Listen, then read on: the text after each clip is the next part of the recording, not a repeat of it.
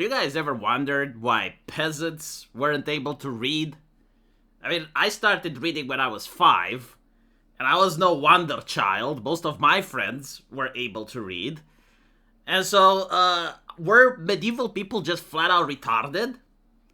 The answer is no. No, they could probably have learned to read.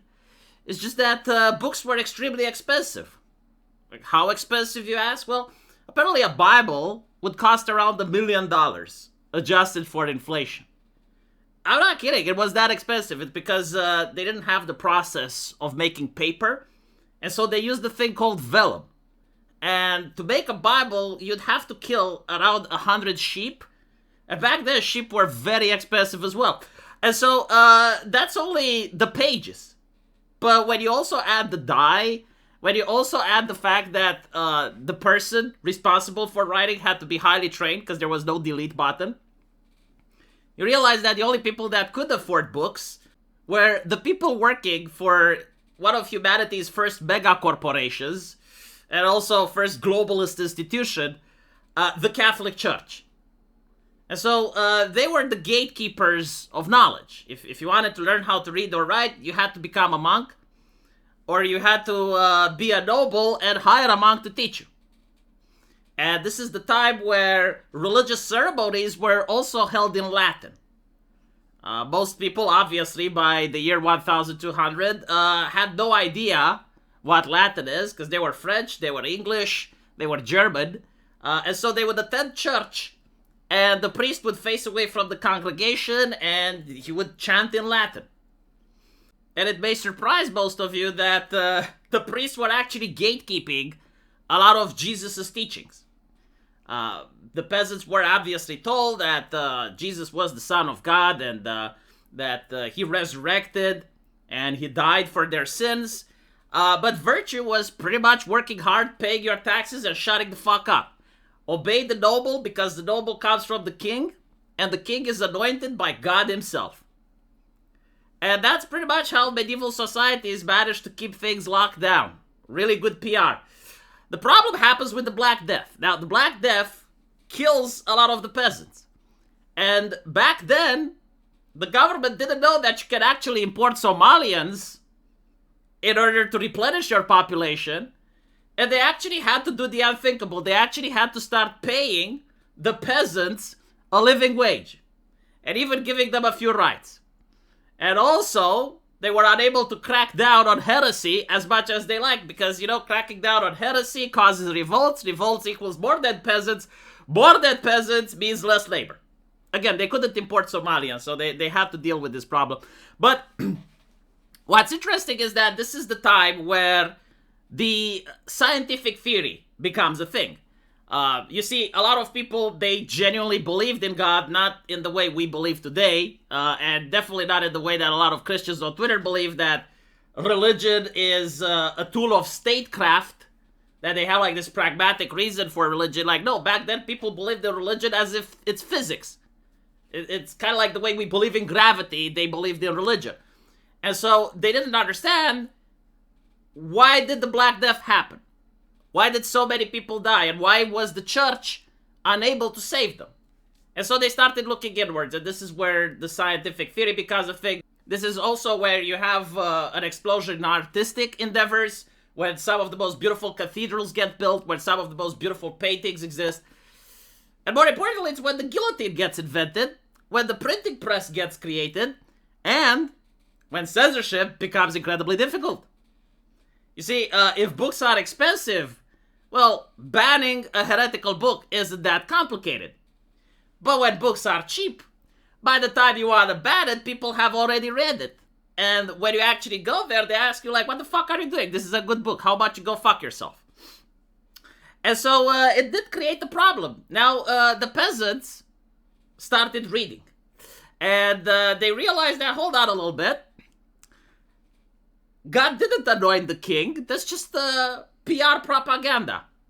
And they also started asking questions like, okay, well, if God anointed the king, when did that happen? Well, Charlemagne, also, like, God himself came down and, like, anointed Charlemagne. No, it doesn't work like that. It's actually, like, the priest using sacred oil on the king. Also, the church anointed the king. The same church that was lying to us. What else were they lying about?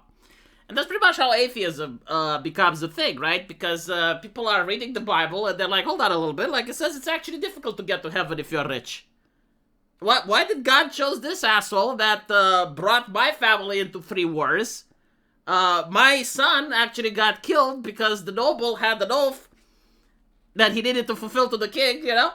And what do I get out of it? And so you have a little bit of discontent.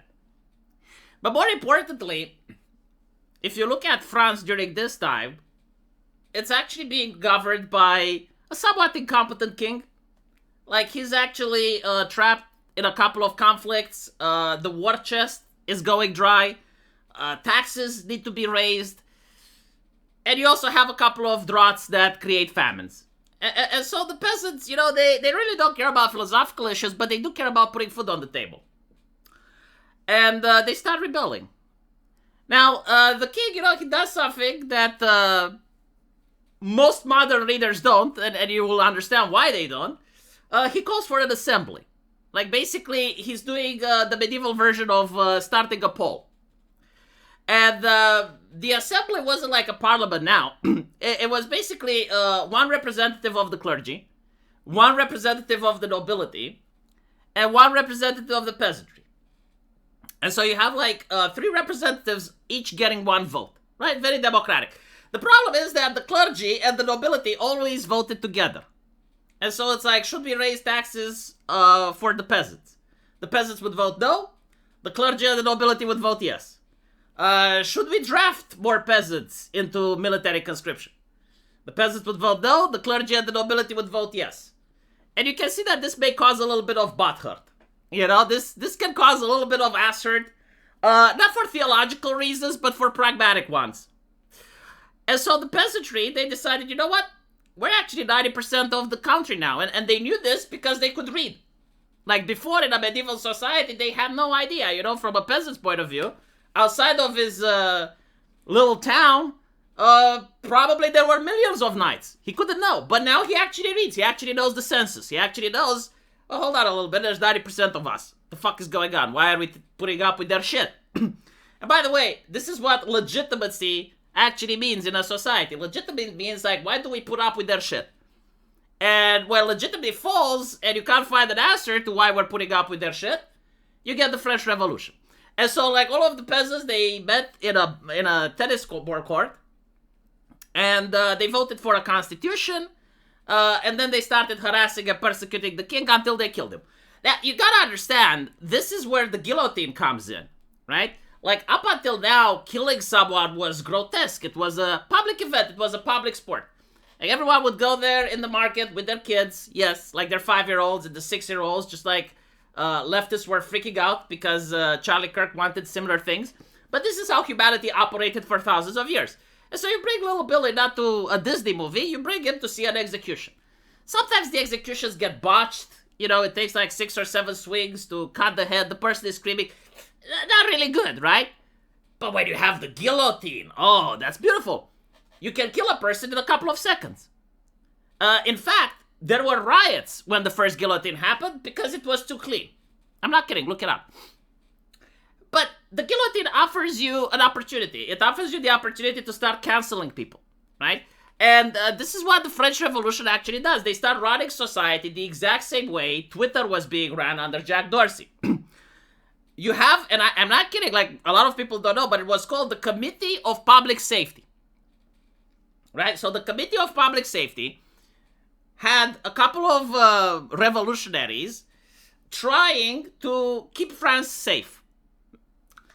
And they realized that France has a lot of hate crimes and a lot of hate speech, especially directed to the Committee of Public Safety. And so they started canceling people. And they canceled tens of thousands of people. Now, on top of this committee, the Jack Dorsey of the era was called Robespierre. Robespierre was a man of his time. He believed in the scientific method and he believed in reason.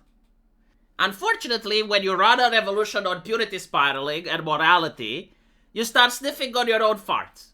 You believe that just because other people are immoral, that you're superior to them.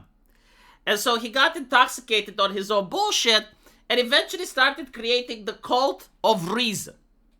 The cult of reason, or the cult of the supreme being, was a religion that he invented where virtue was being loyal to the state, and sins were things that go against the state, like corruption, sedition, so on and so forth. He had this huge parade in Paris where he acted like the prophet, and he lit a blue flame.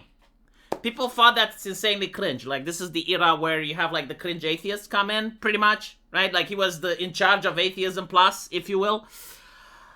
And he constantly maintained this power by, again, running France the same way that you run an atheism plus blog, by having moderators banning everyone until you're alone with your moderators.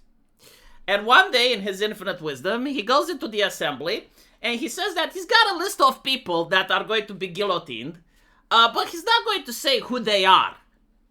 He leaves it up a little bit, you know, trying to assess how they're going to react to this. And the way they reacted is the exact same way any normal person would react when you're being told something like this. You're like, well, what if it's me? Right? So, like, turns out that if everyone in the room thinks that what if it's me, and you're the problem, they're not going to think of morality or ideology anymore. They're going to start thinking, how do we get rid of the problem? And so they send guards to shoot him. Now, we don't really know who shot first. Some people say that it was like a member from Robespierre's gang. Other people say that it was the men that came to arrest him. But we do know that he lost his jaw. Like a literal jaw drop, right? And so they took him to the guillotine. They bandaged him. And when they decided to execute him, they removed the bandage. His jaw fell down, and apparently he screamed a lot. And people cheered. And that's the story of the French Revolution.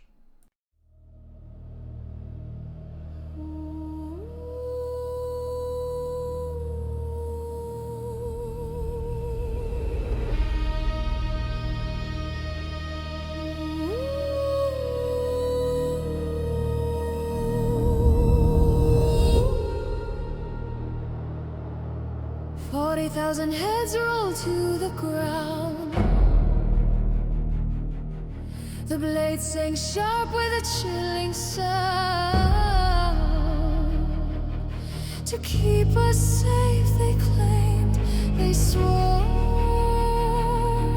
but safety